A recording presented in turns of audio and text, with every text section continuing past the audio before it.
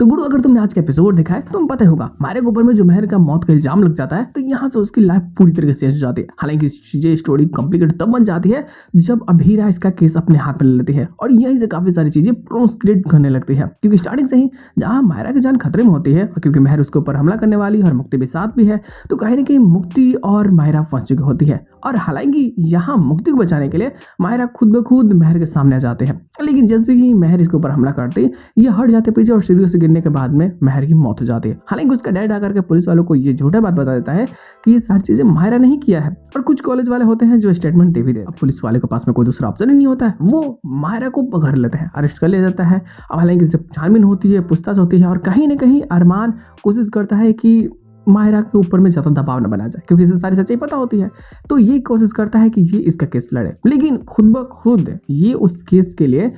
अभीरा को चुनती है। वो चाहती है कि ये केस उसकी माँ लड़े, और आखिरकार जैसे सारी सच्चाई आ चुकी है कि अभीरा कभी गलत है ही नहीं, बल्कि मेहर ने ये सारी चीजें उसकी नजरों में गलत बातें भरी और उसकी नजरों में अभीरा को बूढ़ा बनाया था। हालांकि यहाँ से मायरा को अपनी गलती का एहसास हो चुका होता है, तो जिस कारण वो अपनी गलतियों के लिए माफी मांग लेते हैं। और कहीं ना कहीं इन सभी चीजों के बारे में जैसे विद्या को पता चली होती है, तो जिसका एक मित्र होता है ना कि भाई ये कभी मेहर गलत थे ही नहीं, वो गलत भी टूट जाते हैं और बेहोश हो जाते हैं जब इसे पता चलता है कि मेहर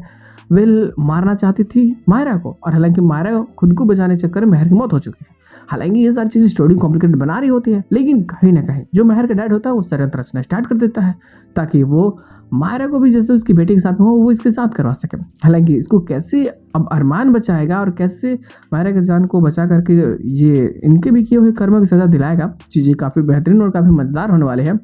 हालांकि अब लड़ाई मित्तल्स वर्सेस पोद्दार की है, तो इसमें जीतता कौन है ये देखना काफी ज्यादा बेहतरीन होने वाली है।